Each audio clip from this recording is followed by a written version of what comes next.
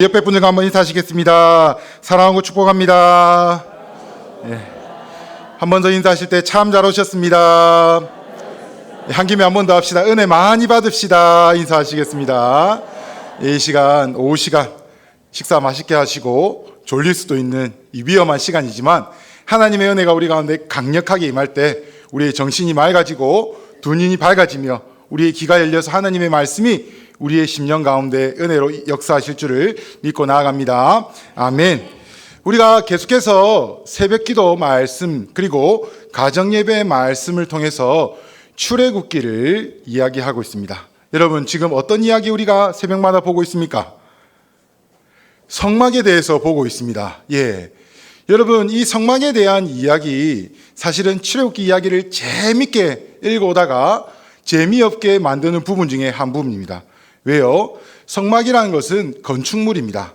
여러분, 당연히 건축물을 만들려면 설계도를 그리고 그림을 그려서 보여주는 게 합당하죠. 건설회사에서 건물을 만들 때 여러분, 파란색 종이에 설계도를 그리지 이렇게 건물을 지으세요 하고 글로 적어서 건물을 짓게 하는 사무소는 아무도 없습니다. 동일합니다. 우리가 이 성막을 어려운 이유 중에 하나가 바로 이 그림 없이 글로서만 이 성막의 건축물을 이해해야 되기 때문에 어려운 부분이 되고 있습니다.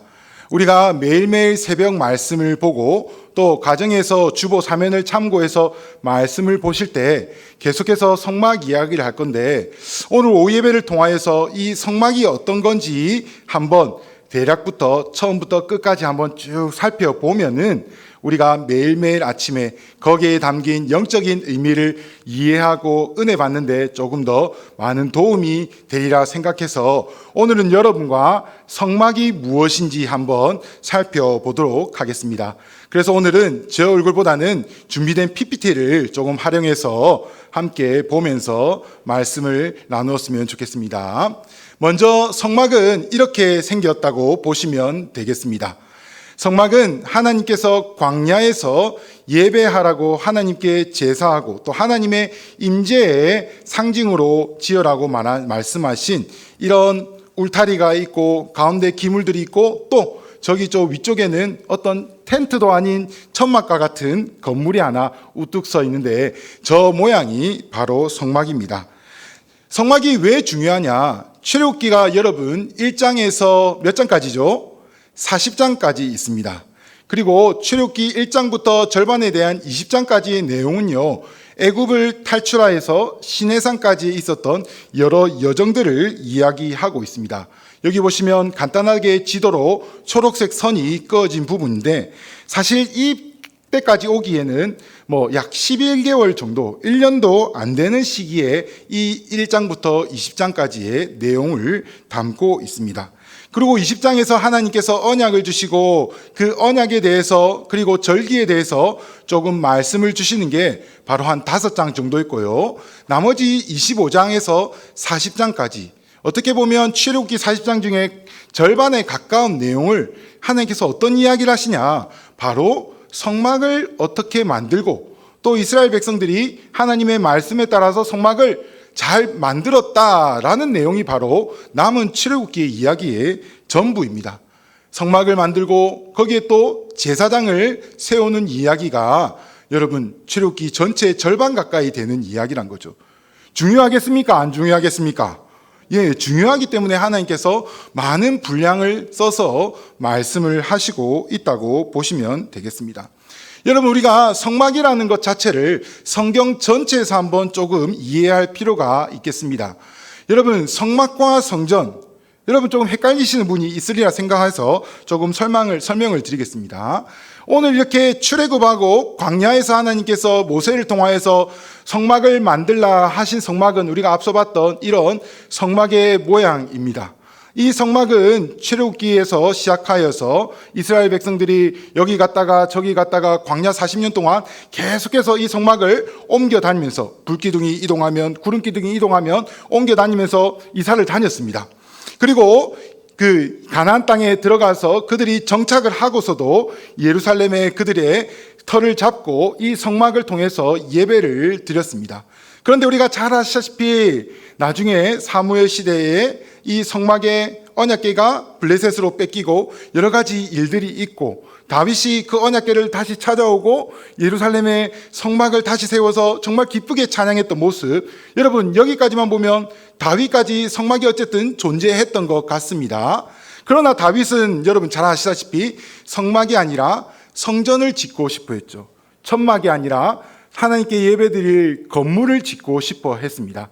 그러나 하나님께서는 다윗에게 이 성전 건축을 허락하지 않으셨죠. 여러 가지 이유가 있겠지만 여러 피를 흘렸고 또 이런저런 이유 때문에 하나님께서는 네가 아니라 네 아들인 솔로몬이 성전을 짓게 될 것이다 라고 말씀을 주셨고, 그 말씀대로 여러분 첫 번째 성전인 바로 우리가 이야기하기를 솔로몬 성전이라고 얘기를 하는 건물로서의 성전이 만들어지게 됩니다.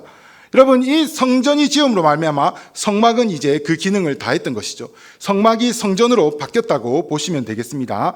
성막에 있던 모든 것이 이 건물로 대체되었다고 보시면 되겠습니다.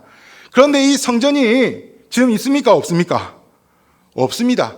솔로몬이 처음엔 하나님을 잘 섬겼는데 나중에 잘 못 섬겨서 나라가 두동강이 나고 북이스라엘은 여러분 아수르에서 망하고 그 뒤로 BC 586년경에 바벨론이 예루살렘에 쳐들어와서 예루살렘을 초토화시키고 여기 있는 성전과 성전 기물 모든 것을 하나도 남김없이 다 빼앗아 가게 돼서 이 성전은 사라지게 됩니다.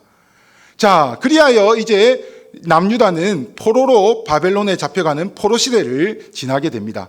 그리고 70년이 지나서 하나님 예레미야를 통해서 말씀하신 것처럼 고레스의 칙령에 의해서 다시 70년 후에 예루살렘으로 돌아오게 됩니다. 여러분 에스라와 그리고 느헤미야와 이런 여러 가지 지도자들이 함께 와서 그 중에 지도자였던 스룹바벨이 이 이스라엘 백성들을 이끌고 어떤 일을 하느냐, 바로 성전을 짓게 되는데요. 그때는 성전이 예전에 솔로몬의 성전처럼 화려하고 크지는 못했습니다. 대충 예상해서 이런 그림일 것이다 라고 그림을 그리는데, 이 성전이 몇 번째 성전입니까 여러분? 두 번째 성전이죠. 그래서 이거를 제2성전 또는 이 성전을 스룹바벨 성전이라고 합니다. 여러분 이 스룹바벨 성전은 여러분 후에 역사가 지나가고 이제 언제까지 오게 되냐면 예수님 시대까지 오게 되는데, 예수님 시대가 오게 되면 그 당시 여러 가지 종교적인 로마의 식민지를 받고 그리고 분봉왕들이 등장하고 이런 복잡한 상황 가운데 헤롯이라는 분봉왕이 등장하는데, 이 헤롯은요 유대인 그 아론의 제사장 혈통이 아니었고 그리고 이둠의 사람, 이방인이었습니다. 그런데 이 사람이 유대를 잘 다스리려고 하다 보니까 유다 사람들한테 잘 보여야 됐어요. 그래서 그러면 내가 이 사람들한테 잘 보일 수 있는 것이 무엇이 있겠습니까? 방법을 찾다가 그러면 유대인들이 가장 중요하게 여기는 거 뭡니까? 성전 아니겠습니까? 저렇게 조금 누추하고 허름한 스룹바벨이 지었던 그 오래된 성전을 헤롯이 잘 지어주면 되지 않겠나 해서 헤롯이 성전을 어마어마하게 정말로 멋지게 지어줍니다.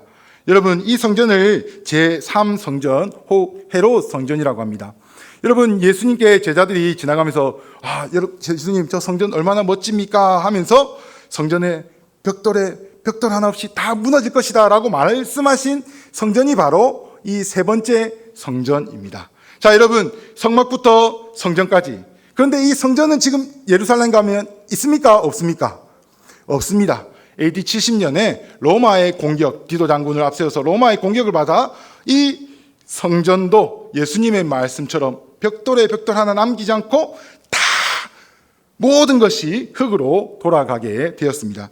그렇기 때문에 지금 역사 가운데는 그저 북쪽에 통곡의 벽이라 해서 성벽 벽 조금 남은 그 부분만 남아있지 성전이라는 것은 이 땅에 존재하지 않고 있습니다.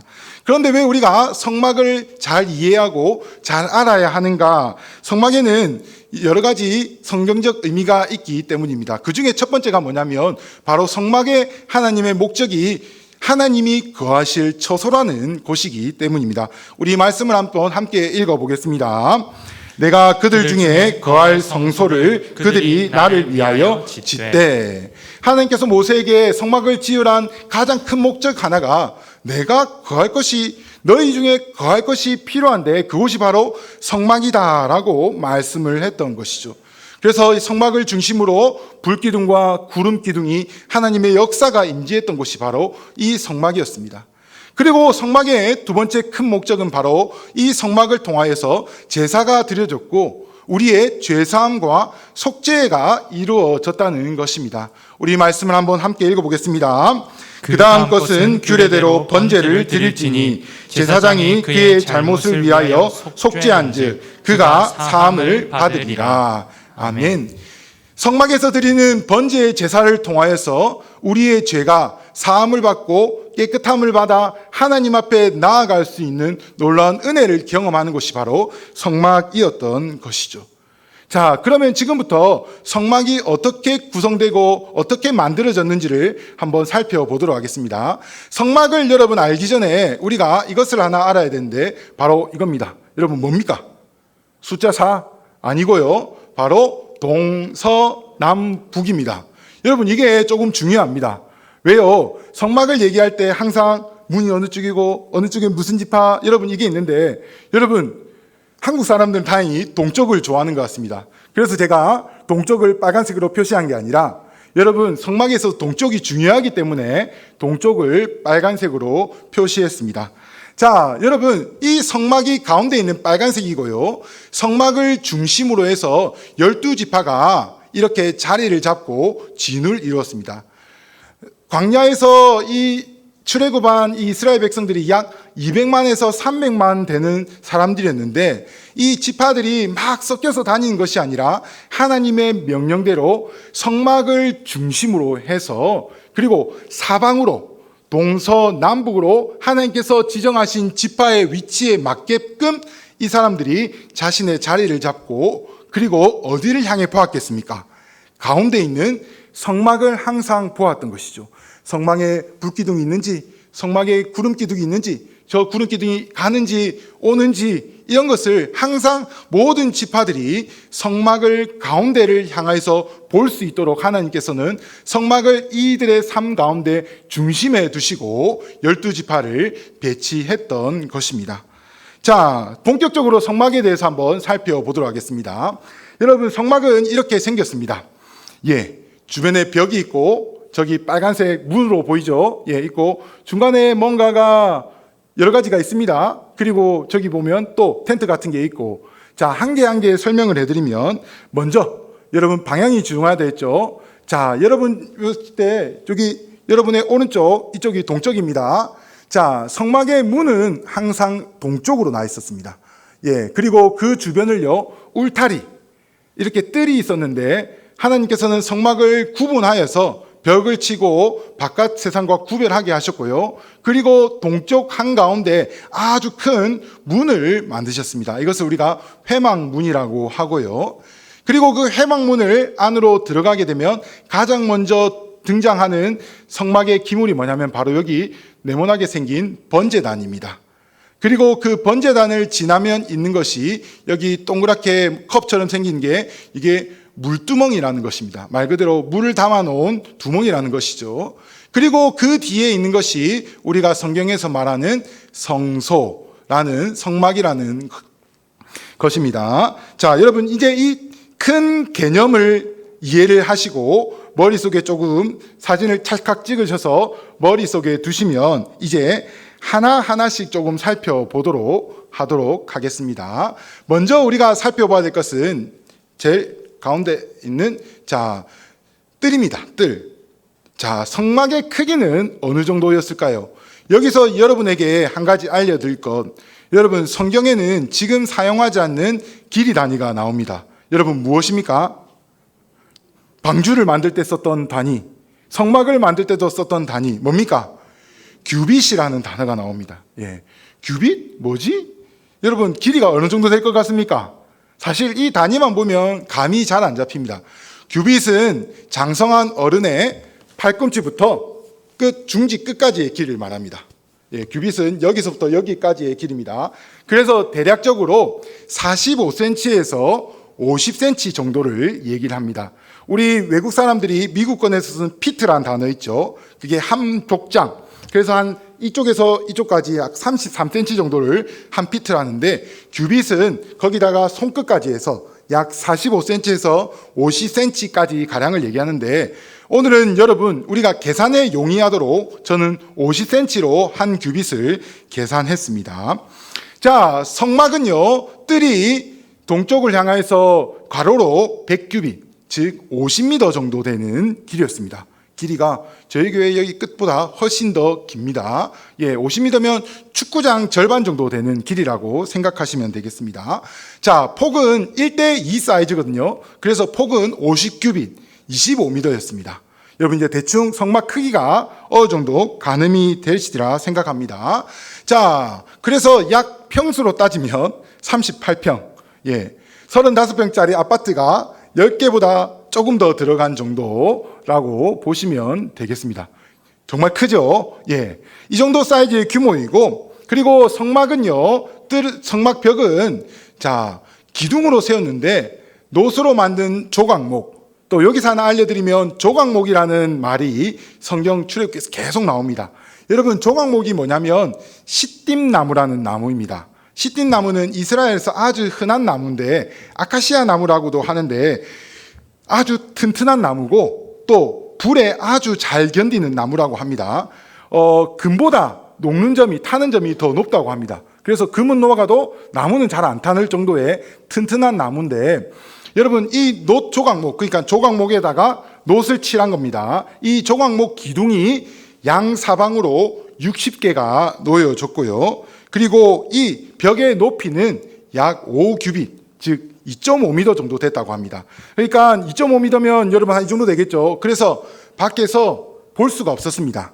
안을 아무리 높이 뛰어도 까치발을 해도 웬만한 사람은 안을 들여다 볼 수 없을 정도의 이런 회막 벽과 그리고 뜰이 구성이 되어 있다. 그리고 이 벽의 재질은 벽돌이 아니라 바로 세마포라는 마포천, 하얀색 세마포로 쳐져 있었다라는 것을 우리가 살펴볼 수 있겠습니다. 그리고 여기에 해막들에는 동쪽으로 문이 나 있었습니다. 여러분 어느 쪽으로 문이 나 있었다고요? 동쪽으로 문이 나 있었습니다. 자, 그러면 이제 성막 겉은 우리가 다 했습니다. 가로 50m, 세로 25m에 높이 2.5m에 이 벽이 쳐져 있고 가운데 회막문이 있다고 했습니다. 자, 회막문은 이렇게 생겼습니다. 20규빗, 즉 10m 정도. 여러분 전체 넓이가 25m의 벽에 문이 10m라는 것은 여러분 문이 작습니까? 큽니까? 엄청 큰 문입니다. 아마 여기에 아마 성경적인 의미가 하나님께서 많은 영혼들이 하나님의 전으로 나아올 수 있도록 그 문을 크게 만들어 놓으신 것 같습니다. 세마포로 만들어진 회막들과 비교해서 회막문은 하나님께서 자색, 홍색, 청색 실을 배실로 고운 이런 문양을 짜서 만들어라고 하셨습니다. 그래서 이 문을 통과하여서 회막문을 지나야지만, 동쪽으로 난 문을 지나야지만 회막 안, 성막 안으로 들어갈 수가 있었다는 것을 우리가 기억하시면 되겠습니다. 자, 이래서 해서 회막 문까지 이제 다 됐습니다. 그러면 우리 문을 열고 성막 안으로 들어가 보도록 하겠습니다. 자, 문을 열고 성막 안으로 이제 들어가겠습니다. 자, 문을 열고 이렇게 쭉 들어가면, 자, 첫 번째 나오는 기물이 아까 뭐라고 했는지 기억나시는 분?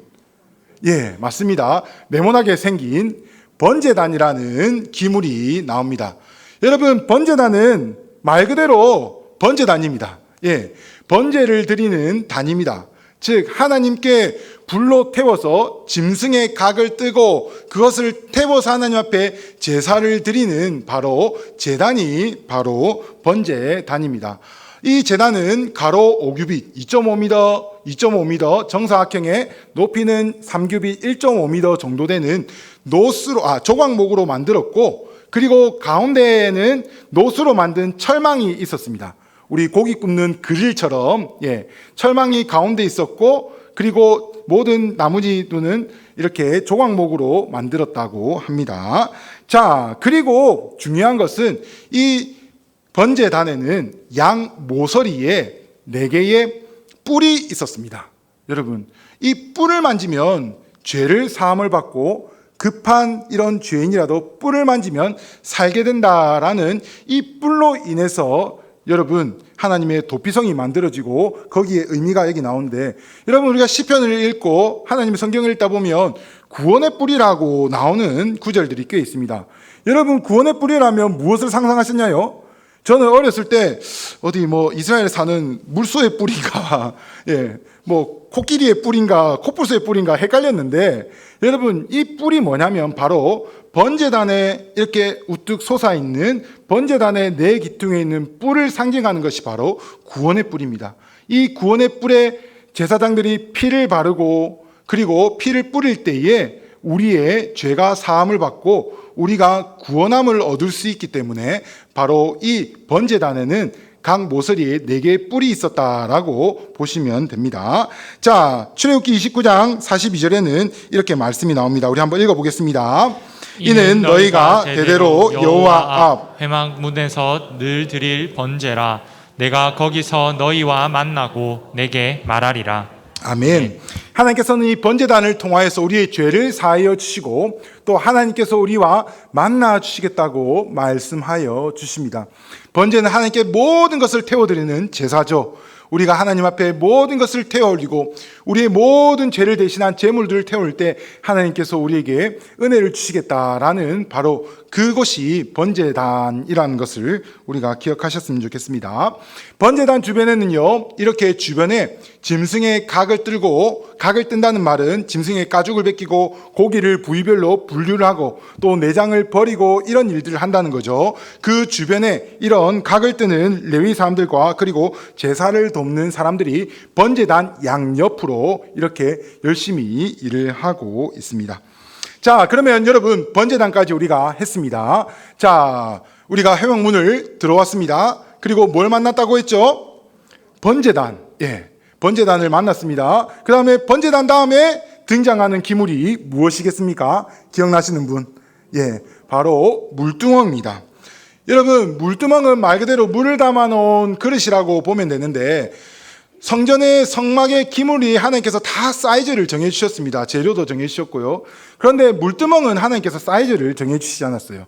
그래서 물두멍에 대해서 검색을 하면 모양이 참 다양합니다. 컵처럼 이렇게 그린 사람도 있고, 이것처럼 이렇게 밑에는 네모나게 이렇게 만든 사람도 있고, 다양한 모양이 나옵니다. 왜? 하나님께서 정확한 모양은 만들어 지시하지 않았기 때문에.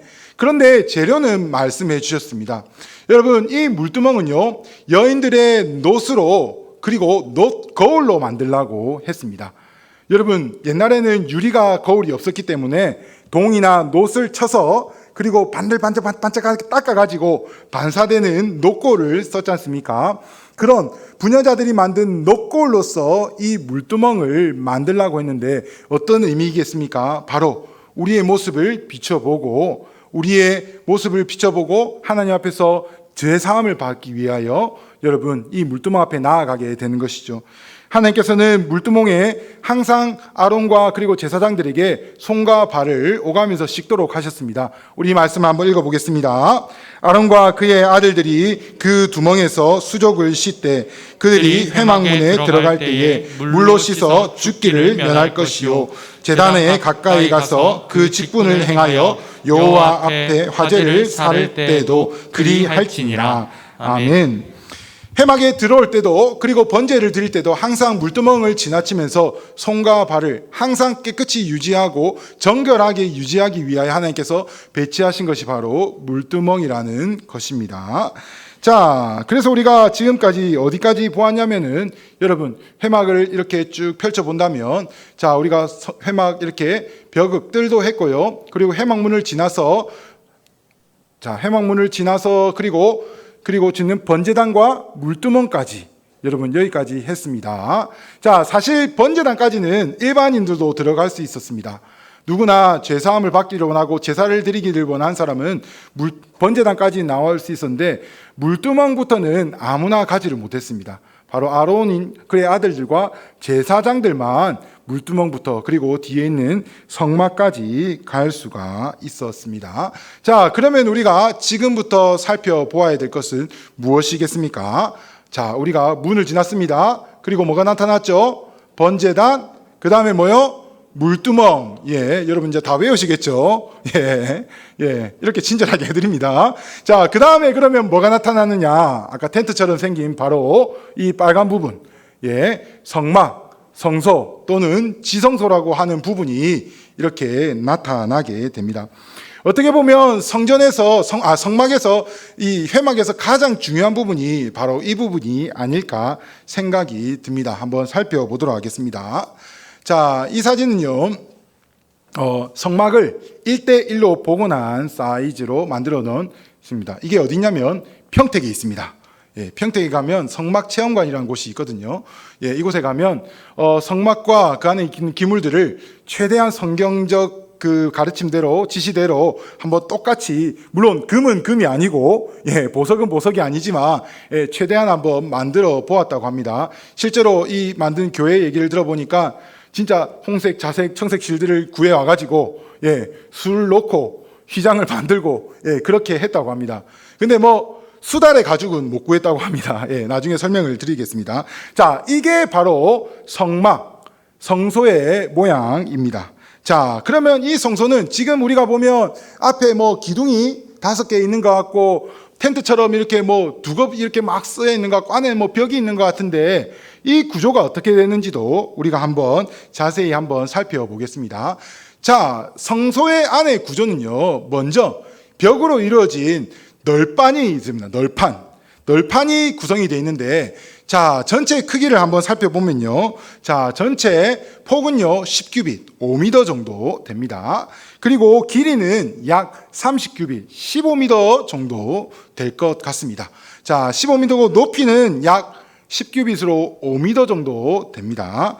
자, 그리고 여러분 잘 아시다시피 성막 안은 성소와 지성소로 구분되는데 이게 2대1 사이즈로 구분이 됩니다. 자, 성소가 앞에 있는 성소가 20규빗 10m고요. 나머지 지성소는 10m입니다. 즉 지성소는 이렇게 5m로 정사각형 모양의 공간이라고 보시면 되겠습니다. 자, 여러분 이 벽이 구성되어 있는 게 하나님께서 이 널판으로 벽을 만들라고 했는데 조각목에 금칠을 한 널판을 48개를 만들고요. 그것을 벽으로 만들고, 자, 이것을 뭘로 받치라면요, 은으로 만든 받침을 만들어서, 여러분 여기 보시면 저기 벽 밑에 있는 게 은으로 만든 받침입니다. 이 받침을 세워서 성소의 벽을 만들라고 하나님께서 말씀하셨습니다. 자, 성막의 널판 개수가 몇 개라고요? 48개 이렇게 둘렀고, 앞에는 기둥에 5개의 기둥을 세워서 문을 만들라고 말씀하셨습니다. 자, 성막 안쪽은 이렇게 여러분 성막 금칠한 이렇게 널판들이 쭉 나열되어 있고, 자, 튼튼하게 이렇게 만들었습니다. 자, 그러면 지붕과 덮개는 어떻게 할지 한번 살펴봐야 되는데요. 하나님께서는 이 지붕을 어떻게 만들라고 하셨냐면, 자, 총 4겹의 덮개를 만들라고 하셨습니다. 몇 겹요? 4겹입니다. 제일 안쪽에는 어떻게 했냐면 청색과 자색과 홍색 실로 수놓은 마포를 짜서 그룹과 천사 모양의 그룹 모양을 수놓아서 정교하게 짜서 덮개를 만들라고 하셨습니다. 하나님께서 이 모양까지는 휘장이라고 하셔서 휘장을 덮으라고 말씀하셨습니다. 그래서 세마포의 천사 모양을, 그룹 모양을 짠 세마포가 바로 첫 번째. 자, 이 그림은 4개를 이렇게 벗겨놓은 겁니다. 구분하기 쉽게. 다 덮여 있겠죠, 원래는. 자, 그래서 첫 번째는 바로 세마포를 이렇게 청색, 자색, 홍색 실로 이렇게 수놓아서 구름 모양을 짠 화려한 이런 휘장 덮개를 하나님께서 명령하셨습니다. 자, 두 번째 덮개부터는 다른 재질이 들어갑니다. 자, 두 번째 덮개는, 자, 여기 보이는 하얀색 부분인데 바로 흰색 염소 가죽을 염소털 이용하라고 하셨습니다. 자, 염소토의 이 가죽을 이용해서 두 번째 덮개를 덮으라고 하셨습니다. 자, 세 번째는요, 붉은 물 들인 바로 순양의 가죽을 사용하게 하셨습니다. 자, 그리고 네 번째로는요, 자, 바로 해달의 가죽을 이용하라고 하셨습니다. 제가 인터넷을 이렇게 쭉 찾아보니까 성전을 1대1로는 못 짓고 미국의 어느 교회에서 20대 1인가의 사이즈로 이렇게 성전을 이렇게 복원을 했는데 제일 돈이 많이 들어간 게 바로 해달의 가죽이라고 합니다. 여러분 사실 지금은 해달의 가죽을 이런 많은 양을 구하려고 해도 못 구합니다. 예, 동물 보호라든지 여러 가지 이유가 있기 때문에 자 했는데 하나님께서 이 귀중한 재료들을 사실은 이스라엘 백성들이 애굽을 떠날 때 애굽 사람들로부터 다 얻어내도록 은혜를 주셨기 때문에 이 놀라운 정말 귀중한 재료들이 다 있던 것이죠. 여러분 이 성소는 4겹의 이런 덮개로 구성이 되어 있습니다. 사막과 그런 광야의 이런 극심한 기온차와 그리고 모래바람과 여러 가지 어려운 날씨 속에서도 회막 안은 성막 안은 하나님께서 안전하고 아늑하고 견고하게 지키시기 위하여 이렇게 4겹이나 되는 덮개를 덮으라고 말씀하셨던 것이죠. 마지막에 해달 가죽을 이용함으로 방수 효과까지 하나님께서는 말씀하셨는데 여러분 어쨌든 하나님께서는 이 회막을 정말 하나님이 머무시는 안전한 곳 그리고 견고한 곳으로 이렇게 만드시다 하나님의 의지가 보여지는 것 같습니다. 자, 그렇다면 덮개를 했으니 우리가 속의 구조를 조금 더 살펴보도록 하겠습니다.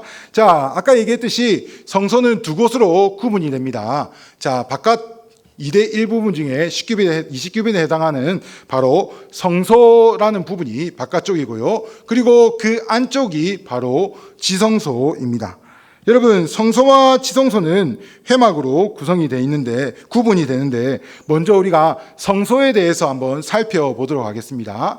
자, 성소에 들어가기 위해서는 이 청색, 자색, 홍색 실로 짠 그루비 모양이 있는 이렇게 수로 짠 마포가 있는 문을 통과해서 성소로 들어가게 됩니다.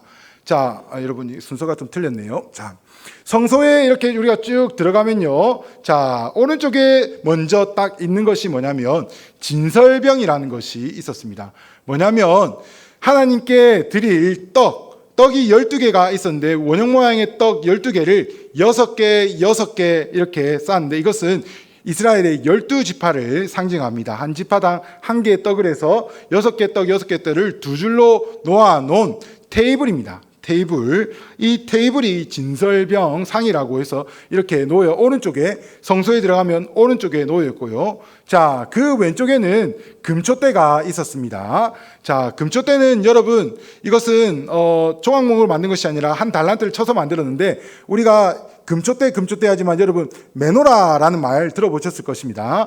자, 메노라라는 말로 살구가지 모양의 이런 한 기둥으로 해서 7가지가 나오는 이런 촛대를 하나님께서 항상 제사장들로 하여금 24시간 365일 안에 불을 밝히도록 하셨습니다. 자, 오른쪽에는 진설병, 왼쪽에는 금촛대, 그러면 가운데는 뭐가 있었냐? 가운데는 바로 분향단이 있었습니다. 분향단은 말 그대로 향을 태우는 곳이었습니다. 우리가 생각하는 그런 길다란 향, 이게 중국에서 유교에 사용하는 길다란 향이 아니고 이러고 모양은 여러 가지가 있고 또 기름을 유약으로 만들어서 이렇게 태우는 향이었는데 자, 이렇게 조금 높이 되는 이런 분향단을 이용해서 하나님께서는 이스라엘 백성이 성막 안에 항상 거룩한 향이 태워지도록 제사장들에게 명령하셨던 것입니다. 자, 그리고 이제 우리가 지성소로 넘어가야 되는데, 자, 지성소로 넘어가기 위해서는 가로막는 커튼, 바로 휘장이 막고 있습니다. 휘장은요, 수노와 짠, 그룹 모양으로 짠 아주 화려한 천입니다. 와포로 짠 건데, 여러분, 휘장은 지성소와 성소를 구분하는 구분벽이었습니다. 자, 휘장 안에는 아무나 들어가서는 안 됐고 1년에 한 번 대제사장이 대속죄일에만 들어갈 수가 있었습니다. 여러분, 이 휘장을 지나야지만 안에 있는 법궤를 볼 수가 있었었는데 자, 이것이 휘장이고 이게 법궤인데 자, 법궤는 하나님의 임재를 상징하고 하나님의 함께 하심을 상징하는 하나님의 궤입니다. 우리 궤짝이라고 하죠. 그렇기 때문에 상자입니다. 상자. 예. 그러면 우리가 법궤에 대해서 우리가 조금 더 살펴보도록 하겠습니다. 자, 법궤는 우리가 크기를 한번 보면요. 가로 2.5규빗, 1.25m 정도 되고요. 그리고 세로는 1.5규빗, 75cm 정도 되고요. 높이는 높이는 약 1.5 규빗 정도 됩니다. 그러니까 1.5 가로로 긴 2.5 규빗에 이런데, 자, 안에는 십계명 두 돌판이 들어 있었습니다. 그리고 만나의 항아리, 만나를 담아둔 하랑이가 있었고요. 또 뭐가 있었습니까? 예, 맞습니다. 아론의 쌍난 지팡이가 그 안에 보관되어 있었습니다. 자, 이 법궤의 뚜껑을 다른 말로 표현하는 말이 있었습니다. 뭔지 아십니까? 바로 이 법궤의 뚜껑을 속죄소라고 하고 불렀습니다. 여러분, 속죄소라고 성경에 나오는데 우리가 소자를 보시면 장소 같은 느낌이 들어가지고 저는 어릴 때 속죄소라고 하길래 지성소 안에 또 다른 성소가 있는 줄 알았습니다. 예, 근데 조금 나이 들어서 성경을 다시 읽어보니까 속죄소는 바로 증거계, 법궤의 뚜껑을 얘기를 하더라고요. 자, 속죄소라는 법궤의 뚜껑에는요, 천사의 모양, 그룹이 두 개가 있었습니다. 이렇게 날개를 펼치고 있는 이 두 그룹이 모양이 있었는데, 자, 하나님께서 이 속죄소 가운데 임재하시겠다고 말씀을 하신 말씀이 있습니다. 자, 우리 출애굽기 25장 21절에서 22절 말씀인데 우리가 함께 한번 읽어보겠습니다. 속죄소를 궤 위에 얹고 내가 내게 줄 증거판을 궤 속에 넣으라. 거기서 내가 너와 만나고 속죄소 위 곧 증거궤 위에 있는 두 그룹 사이에서 내가 이스라엘 자손을 위하여 내게 명령할 모든 일을 내게 이르리라. 아멘. 하나님께서는 이 속죄소 가운데 역사하시겠다 말씀하셨고, 이 속죄소 가운데 너에게 할 말을 내가 너에게 말씀하겠다, 임재하겠다라고 말씀하여 주신 것이죠.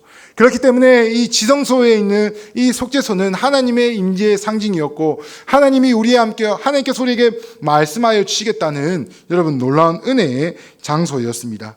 하지만 이 속죄소, 이 법궤가 있는 지성소에는 단 1년에 한 번 대제사장만이, 그것도 죽을까 두려워서 몸에 줄을 매고 방울을 달고 들어갔다고 합니다. 만약에 성지로 들어갔는데 방울 소리가 나지 않으면 밖에서 죽었구나 해서 줄을 이렇게 잡아 당겨서 제사장을 끄집어냈겠죠. 자, 그렇게 해서 여러분, 하나님께서는 이렇게 지성소와 성소를 구분하게 하시고, 성소 가운데 그중에 법궤에서도 그중에 속죄소 가운데 하나님께서 역사하시겠다고 우리 가운데 말씀을 해주셨습니다. 자, 이런 모든 성막을 우리가 성막의 요소들을 다 한번 살펴보았습니다. 그리고 하나님께서 출애굽기에 말씀하시는 것이 바로 이 성막을 섬길 제사장입니다. 특별히 제사장을 하나님께서는 대제사장을 아론의 자손들로 택하여 주셨는데요. 자, 여러분, 대제사장을 이렇게 했는데 하나님께서 특별히 대제사장이 섬길 의복까지 지정해 주셨습니다. 자, 여러분, 어떻게 되나요? 제일 안에 있는 하얀색 세마포 속옷을 입고요. 자, 그 위에는 이렇게 파란색으로 된 겉옷, 예, 다른 말로는 에봇 받침이라고 합니다. 에봇이 무엇이냐? 여기 제사장이 중간에 입고 있는 조끼처럼 생긴, 두루마기도 아니고, 두루마기라는 건 짧고 이렇게 조끼 형태로 입게 되는 이런 것을 바로 에봇이라고 하는데, 자, 이 에봇은요 띠로 띠로 묶었습니다. 허리에 띠로 묶고요.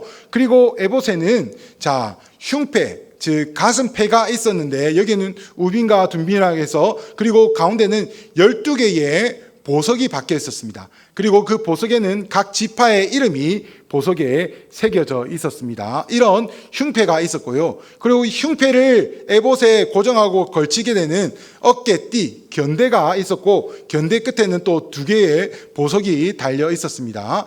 그리고 머리에는 관과 금패를 했는데, 금패는 여호와께 영광이라는 말이 쓰여져 있었습니다. 이 대제사장이 대속죄일에만 하나님의 지성소로 들어갈 수 있었다는 것입니다. 사랑하는 여러분, 그러면 지금 우리는 어떠한 제사를 하나님 앞에 드리고 있습니까? 우리가 성막과 그리고 제사장의 모습을 한번 쭉 살펴보았습니다. 하지만 우리는 하나님 앞에 이 성막에서 제사를 드리지 않습니다. 여러분들이 교회에 오실 때 저기 어디 가서 말이나 양이나 염소나 제물을 사 오시는 분이 있으십니까? 그렇지 않죠. 우리는 더 이상 번제를 드리지 않습니다. 1년에 한 번씩만 하나님을 만나라고 하고, 그때 대제사장적인 담임 목사님을 통해서만 하나님의 말씀을 듣지 않습니다. 왜 그렇습니까? 바로 우리 우리와 지성소와 성소를 구별하고 있던 휘장이 지금은 더 이상 존재 않고 성소가 더 이상 존재하지 않기 때문에 그렇습니다. 우리 이 말씀을 한번 읽어보겠습니다. 예수께서 큰 소리를 지르시고 숨지시니라. 이에 성소 휘장이 위로부터 아래까지 찢어져 둘이 되니라. 아멘. 1년에 한 번만 들어갈 수 있었고 대제사장이 목숨 걸고 들어갈 수 있었던 그 지성소를 구분하던 휘장이 예수님께서 십자가에 못 박혀 죽으심으로 말미암아 위로부터 아래로 찢어져 두 동각이 났습니다. 여러분, 우리가 집에서 쓰는 커튼은요, 밑에서부터 실타래 잘 풀어서 쭉 풀면 쉽게 째질 수가 있습니다. 그런데 이 당시 높이가 높은 그 성소의 휘장은요, 웬만한 사람의 힘으로는 찢을 수 없는 것이 바로, 그것도 위에서부터 밑으로 찢는다는 것은 인간의 힘으로는 웬만해서는 어려운 일이었습니다. 하지만 이 휘장이 위에서부터 밑으로 찢어졌다는 것은 바로 예수 그리스도의 십자가 죽으심으로 말미암아 더 이상 우리 가운데 지성소가 필요 없고 예수 그리스도께서 모든 제사를 완성하심으로 말미암아 우리 모두가 예수 그리스도의 그 십자가의 은혜로 말미암아 지성소 가운데 하나님 앞에 담대하게 나아갈 수 있었다는 것입니다. 히브리서 10장 10절에서 13절은 이렇게 기록하고 있습니다. 우리 한번 읽어보겠습니다. 이 뜻을 따라 예수 그리스도의 몸을 단번에 들이심으로 말미암아 우리가 거룩함을 얻었노라. 제사장마다 매일 서서 섬기며 자주 같은 제사를 드리되 이 제사는 언제나 죄를 없게 하지 못하거니와 오직 그리스도는 죄를 위하여 한 영원한 제사를 드리시고 하나님 우편에 아멘. 여러분, 제사장이 제물을 잡게 되면 죄를 지을 때마다 제사를 드려야 되고 제물을 죽여야 합니다. 이 제사는, 성막에서의 제사는 하나님께서 임시 방편으로 우리에게 주신 제사의 방법이지 영원한 제사가 될 수 없습니다. 하지만 예수님께서 우리를 대신하여서 희생제물 되시고 우리를 대신하여 화목제물 되어 주심으로 십자가의 죽으심으로 말미암아 이 제사를 영원한 한 번의 제사, 단번의 제사로 완성하여 주셨다는 것이죠. 그렇기 때문에 우리는 예수님의 그 단번의 죽으심으로 말미암아 더 이상 이 구약의 제사를 지킬 필요가 없다는 것입니다. 얼마나 감사한지 모르겠습니다. 얼마나 하나님의 크신 은혜고 예수님의 크신 사랑인지 모르겠습니다. 하나님 앞에 우리가 나아갈 때마다 재물이 필요 없고 비록 죽을 수밖에 없는 죄인이지만 아무 대가를 바라지 않고 하나님 앞에 나아갈 수 있는 담력을 얻을 수 있는 것이 바로 예수 그리스도의 십자가 죽으심밖에 없다는 것을 우리는 출애굽기에 있는 해막을 통해서 알고 결국은 예수님께 감사하며 예수님께 우리의 사랑을 드릴 수 있는 은혜가 우리 가운데 있어야 하겠습니다. 그렇기 때문에 우리는 어떻게 살아야겠습니까? 이 말씀을 함께 읽어보기를 원합니다. 너희는 너희가 하나님의 성전인 것과 하나님의 성령이 너희 안에 계시는 것을 알지 못하느냐. 아멘. 구약에는 성막에서만, 그 중에서도 언약궤 위에 있는 속죄소에서만 하나님께서 역사하시겠다고 말씀하시겠다고, 그리고 대제사장의 특별한 사람을 통해서만 내가 말씀하시겠다고 했는데, 여러분 이제는 하나님께서 성령으로 우리 가운데 찾아오셔서 우리가 하나님의 거룩한 성전이 되고 우리가 바로 하나님이 거하시는 성전으로 살아가겠다고 오늘 이 말씀이 우리 가운데 말씀하여 주고 있습니다. 이 성막을 바라보시면서 이제는 우리가 하나님의 성막으로서 하나님의 그 거룩한 영이 거하시는 성전으로서 살아간다는 것을 깨달으시고 하나님의 영광이 되는 삶을 살아가는 우리 모두가 되었으면 좋겠습니다. 마지막으로 우리가 이 말씀을 읽고 마치도록 하겠습니다. 그러나 너희는 택하신 족속이요 왕같은 제사장들이요 거룩한 나라요 그의 소유가 된 백성이니 이는 너희를 어두운 데서 불러내어 그의 기이한 빛에 들어가게 하신 이의 아름다운 덕을 선포하게 하려 하심이라. 아멘. 구약에는 성막을 세우시면서 제사장을 세우시고 아론과 그의 아들들 대제사장을 통하여서만 하나님께서 제사를 섬기게 하시고 하나님께서 만나 주시겠다고 하셨습니다. 하지만 예수님을 인하여서 우리 모두가 하나님 앞에서 왕같은 제사장이고 거룩한 나라고 그의 소유가 된 백성이 되게 되어 있습니다. 사랑하는 여러분, 우리 모두에게 하나님께서는 거룩한 제사의 예배의 직분을 주셨습니다. 우리는 날마다 우리가 거룩한 성전으로서 우리가 살아가는 삶의 연장 가운데 하나님 앞에 끊임없는 예배자로서의 삶을 살아야 하는 것이죠. 우리가 내일 당장 가야 될 우리의 삶의 터전, 직장과 가정과 학업의 터와 우리가 살아가야 될 그 삶의 연장에서 하나님 앞에 제사를 드리고 예배를 드릴 수 있는 거룩한 대제사장으로서 살아갈 수 있어야 된다는 것이죠. 그리고 우리는 하나님의 기이한 빛에 들어가게 하신 그 아름다운 하나님의 덕을 세상 가운데 보여줄 놀라운 대제사장이라는 것입니다. 우리를 통하여서, 우리의 삶을 통하여서, 우리의 여신과 우리의 봉사를 통하여서 이 어둠이 가득한 세상 가운데 하나님의 빛이 비춰지고 어둠과 죄 많은 세상 가운데 하나님의 선하시고 아름다움이 비춰지게 된다는 것입니다. 사랑하는 여러분, 우리는 하나님께서 부르신 놀라운 제사장임을 기억하시길 바랍니다. 내가 하나님의 거룩한 제사장의 직분을 받은 자로 기억하시고 우리가 살아갈 삶의 현장 가운데 주님께서 주시는 은혜로 말미암아 매일매일 하나님의 기이한 빛을 비치며 하나님의 아름다운 덕을 선포하러 살아가시는 우리 모두 되기를 간절히 소망합니다.